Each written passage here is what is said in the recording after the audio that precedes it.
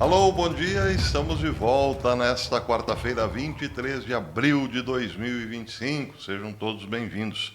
E eu começo hoje com uma notícia verdadeiramente bombástica, genuinamente bombástica. Buemba, buemba, buemba. Imaginem a popularização do ouro se ele puder ser negociado num caixa eletrônico.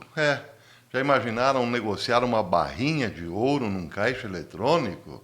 Como assim, professor, isso é possível?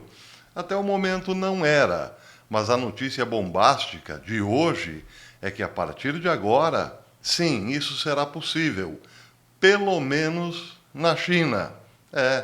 A notícia bombástica de hoje vem da China. A China, acreditem, criou um caixa eletrônico que recebe barras ou peças de ouro, derrete essas barras ou peças de ouro, faz a avaliação do produto e passa o dinheiro imediatamente para a conta do dono da barrinha, sem que ele precise apresentar documento algum. E é claro que tem muita gente dizendo o seguinte: olha, não dá ainda para dimensionar o tamanho desta bomba, mas intuímos que isso pode mudar tudo. Sim, pode mudar tudo, porque um dos entraves para o acúmulo de ouro é justamente esse. E se eu preciso viajar rapidamente, o que eu vou fazer com esse ouro? Eu tenho que buscar alguém para vender essas peças, colocar o dinheiro na conta, enfim, é um transtorno. Outra questão é a segurança. Muita gente tem medo de guardar ouro por causa da possibilidade de roubo. Mas, enfim, se alguém tem uma joia qualquer com ouro e precisa fazer dinheiro na hora, acreditem, esse caixa eletrônico derreterá a joia, fará a avaliação e em pouco tempo lhe transformará aquela peça, aquela joia em dinheiro, que pode ser sacado também imediatamente. É claro que isso trará uma revolução também em relação ao dinheiro, ao dinheiro físico. Isso quer dizer que o ouro, entre outras coisas, poderá explodir ainda mais. Já está alto, já passa dos US$ 3.000 a onça. Mas muita gente está dizendo que com isso o ouro pode não só passar dos 4.000, mas chegar até aos 5.000 ou US$ 6.000 a onça Troy. Já imaginaram? Bem, por enquanto só eu estou aqui a falar, mas a notícia foi publicada com destaque pelo Zero Hedge. Diz o seguinte: com os comerciantes chineses continuando a enviar prêmios de ouro físico cada vez maiores, um novo caixa eletrônico foi localizado em Xangai que aceita ouro físico, o derrete, determina sua pureza e peso e então envia fundos para a conta bancária do usuário em 30 minutos. A máquina, feita pelo Kingwood Group China, aceitará qualquer item de ouro pesando mais de 3 gramas e com pelo menos 50% de pureza, processando e transferindo o valor equivalente diretamente para a conta bancária do vendedor em 30 minutos. Isso de acordo com o India Today, que observa que nenhuma papelada ou documento de identidade é necessário para fazer a transação. Graças à alta do preço do ouro, as pessoas estão fazendo fila para trocar suas joias antigas, segundo relatos da India Today. A demanda é tão alta que os usuários precisam agora reservar um horário para usar a máquina. Relatos indicam que todos os horários estão reservados até maio, refletindo a forte demanda, segundo o ChinaTimes.com. Em uma demonstração, uma corrente de ouro de 40 gramas foi vendida por 785 yuans. O pagamento total, mais de 36 mil yuans, ou 4,2 lacates de rúpia, foram creditados na conta do vendedor em meia hora, segundo a publicação. Realmente, isso para muitos pode até representar uma parte ou uma estratégia dessa guerra comercial entre Estados Unidos e China. Isso faria com que, em algum momento, para muitos, o dólar deixasse de ser interessante como reserva e o ouro, então, realmente passasse a ocupar o lugar do dólar, já que pode ser transformado em dinheiro local, moeda local ou nacional, na hora em que o proprietário ou o vendedor desejar. É claro que tudo isso a longo prazo, porque, ao que tudo indica, existe apenas uma máquina na China e está em experiência. Mas que é uma notícia realmente fora da caixinha, sim, podem apostar. Também em relação à China, outro artigo merece destaque hoje. Um artigo publicado no Gatestone Instituto pelo filósofo belga Diogo de Friede. Ele coloca a questão da antipatia que os europeus têm em relação a Donald Trump como se Trump fosse o problema. E ele diz nesse artigo que, embora Trump seja um tanto quanto inconveniente para os europeus, o problema mesmo não é ele é parte da solução. E aí ele faz uma relação entre as propostas de Donald Trump para colocar a China nos trilhos e o que a China tem feito nos últimos anos. Entre alguns tópicos do seu artigo, ele diz o seguinte: nos últimos 5 anos, mais de 250 mil americanos morreram por overdose de fentanil. E é claro que ele faz uma relação direta entre a entrada do fentanil nos Estados Unidos e uma política agressiva da China. Mas o que importa mesmo é em relação ao poderio chinês na área econômica. Em outro tópico, ele diz: o padrão chinês é familiar.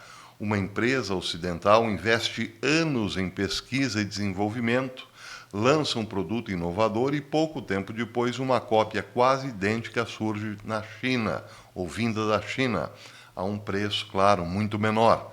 Sem custo de desenvolvimento, sem intermediários, apenas acesso direto ao mesmo mercado, com preços subsidiados para tirar a empresa original do mercado. Aí ele pergunta: como o inventor pode vencer nessas condições? O sujeito que gasta tempo e dinheiro para inventar um produto, quando o coloca no mercado, em seguida surge um similar chinês a um preço muito mais barato, subsidiado pelo governo. E aí? Em outro tópico, ele diz o seguinte: se continuarmos a nos deixar drenar por um regime que nunca cumpre as regras, os Estados Unidos acabarão onde a Europa já se encontra, diz ele, com uma desindustrialização maciça, dependência estratégica e fraqueza em tempos de crise. Trump parece, pelo menos por enquanto, comprometido em reverter esse futuro. E aí, para finalizar, ele diz: portanto, critiquemos sim o Homem Laranja. Seus métodos, seus comentários, às vezes inconvenientes, suas mudanças impulsivas, mas não percamos de vista que, quando se trata do resultado final, ao controlar um mercado chinês predatório e sem lei e reindustrializar os Estados Unidos, ele está certo. Ninguém mais sequer tentou isso. Ele, então, claro, está falando aqui, como disse, para os belgas, para os franceses, para os alemães. Vocês não gostam de Trump, mas o problema definitivamente não é ele. Outra notícia importante é essa vinda da Rússia, que comenta que o embaixador chinês na Ucrânia foi convocado para prestar esclarecimentos. De acordo com o Ministério das Relações Exteriores da Ucrânia, o embaixador chinês foi convocado para uma reunião e, durante a reunião, o vice-ministro das Relações Exteriores da Ucrânia, Yevgeny Peribines, criticou a China por suposto envolvimento de suas empresas na produção de armas na Rússia e pela presença de seus militares nas linhas de frente do conflito atual. Por sua vez, o porta-voz do Ministério das Relações Exteriores da China, Guo Jiakun, reiterou durante uma coletiva de imprensa realizada na quarta-feira que a China se opõe firmemente às acusações infundadas e manipulação política. A declaração foi feita hoje. Em meados de abril, diz o RT News, o Kremlin rejeitou como falsas as alegações feitas pelo líder de Kiev, Volodymyr Zelensky, sobre a suposta captura de 2 cidadãos chineses em zonas de combate pelas forças armadas ucranianas. Então, está aqui uma polêmica se esses 2 soldados são chineses, ou se são da Coreia do Norte. Mas, enfim, a Ucrânia está, então, acusando a China de estar desenvolvendo armas para os russos dentro da Rússia, suas empresas estariam dentro da Rússia, e também colocando soldados chineses na linha de frente para combater os ucranianos. Aí termina a matéria dizendo que o Ministério das Relações Exteriores do país asiático, a China, negou as acusações infundadas contra ele sobre o suposto fornecimento secreto de armas à Rússia, insistindo que nunca forneceu armas letais a nenhuma das partes no conflito e manteve itens de uso duplo sob controle rigoroso. Ao mesmo tempo, eles recomendaram que Zelensky considere corretamente os esforços e o papel construtivo de Pequim em tudo relacionado à busca de uma solução política para a crise ucraniana. Bem, é mais uma tensão diplomática. A Ucrânia, então, já está acusando a China de participação direta no conflito. É claro que isso é também para mexer com os brios da Casa Branca, evidentemente, porque tudo que Zelensky quer é fazer com que Donald Trump entre como o seu antecessor diretamente nesse conflito, coisa que Donald Trump está, aliás, até disposto a abandonar qualquer apoio à Ucrânia. Bem, para terminar aqui, 2 notícias envolvendo pesos pesados. Um, todo mundo conhece, Klaus Schwab, e outro, todo mundo conhece ainda mais, George Soros.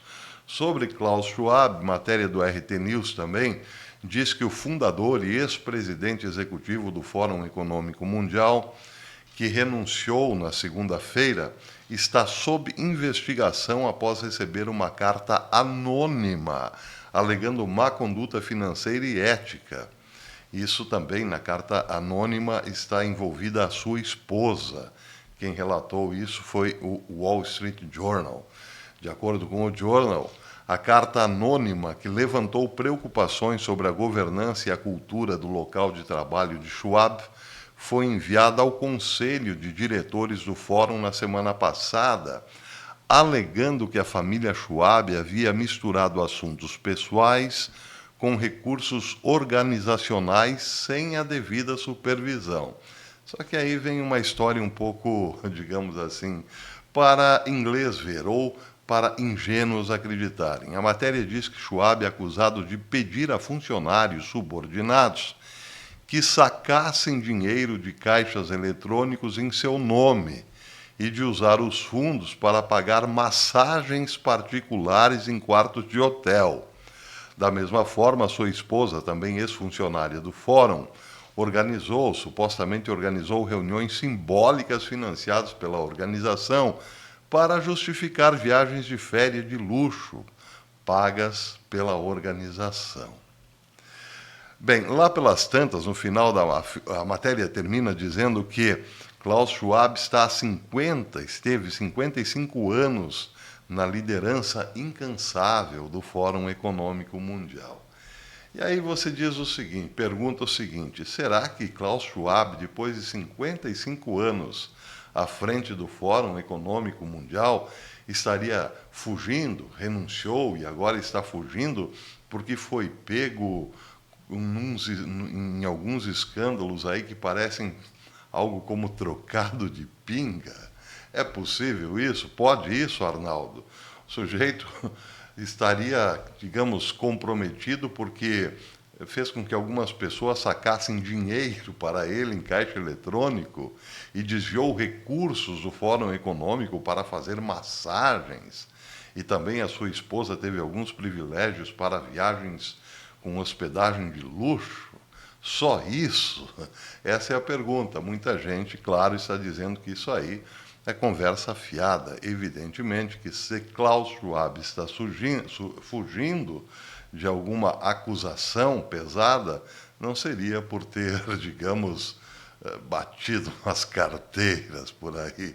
O buraco seria muito, mas muito mais embaixo, não é mesmo? Eu também acredito nisso. Outra notícia envolvendo mais uma figura de proa do pântano, essa foi publicada pelo Newsbuster, MRC Newsbuster. E diz o seguinte: aos 94 anos, o bilionário esquerdista George Soros estabeleceu o plano de como sua enorme Open Society Foundation, abastecida com 32 bilhões de sua fortuna, continuará concretizando sua visão sombria em todo o mundo, sob a liderança de seu filho, que é ainda mais extremista, segundo o Buster. O filho é Alex Soros. Dessa parte dessa visão envolve usar o espectro em constante evolução das mudanças climáticas como trampolim para impulsionar o mundo em direção a uma nova ordem mundial. Até aí nenhuma surpresa. A utopia do velho Soros vislumbrada é aquela que baniu os combustíveis fósseis. Ele parece que ainda tentará banir totalmente, com a existência humana cotidiana regulamentada até o esquecimento. E aí a matéria diz que ele usou a pandemia do Covidão como laboratório para saber até onde o controle poderia chegar. Então a MRC Buster fez uma pesquisa em parceria com a Bondino Report e que conduziu a uma investigação de 3 meses sob influência do Império Soros no movimento global de combate às mudanças climáticas e descobriu uma vasta rede de esquerda radical composta por centenas de poderosas organizações de base, universidades e ONGs internacionais financiadas por Soros, com influência em algumas das instituições políticas mais importantes do mundo, como, por exemplo, as Nações Unidas. Então, no relatório apresentado pela Buster, eles dizem: isso é o que nós descobrimos. 345 grupos ecoativistas impulsionam a agenda climática de Soros em todo o mundo. A MRC Business contabilizou 345 grupos ao redor do mundo que o Império Soros financiou entre 2016 e 2023 e que atuaram como condutores de sua visão, com alguns grupos mantendo até mesmo influência nos órgãos governamentais internacionais mais poderosos. A Rede de Ação Climática, por exemplo, financiada por Soros, se autodenomina uma rede global de mais de 1.900 organizações da sociedade civil em mais de 130 países, impulsionando ações coletivas e sustentáveis para combater a crise climática e alcançar a justiça social. Mas ainda tem muito aqui, muitos outros nomes foram levantados, a matéria realmente é muito longa. Mas outro item diz o seguinte: o ecoextremismo promovido por grupos apoiados por Soros é nada menos que aterrorizante.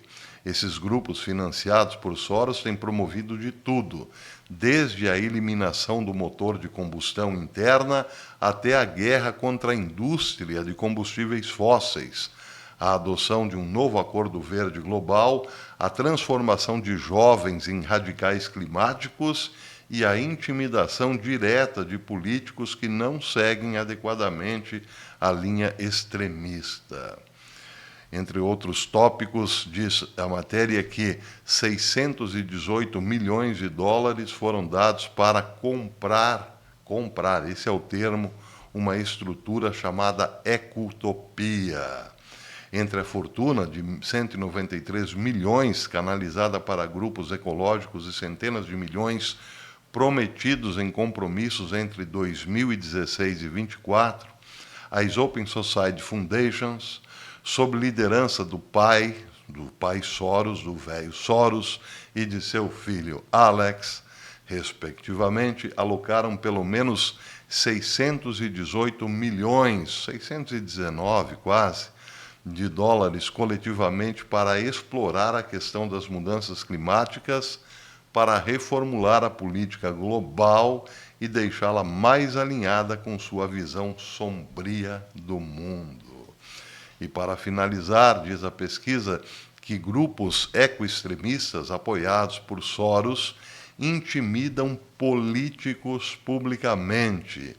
Esses grupos, chamados ecoextremistas, apoiados por Soros, como o notório movimento Sunrise, são famosos por perturbar publicamente a paz e intimidar políticos para que cumpram suas ordens, mesmo que isso signifique bloquear estradas e ruas e causar grandes perturbações para fazê-lo.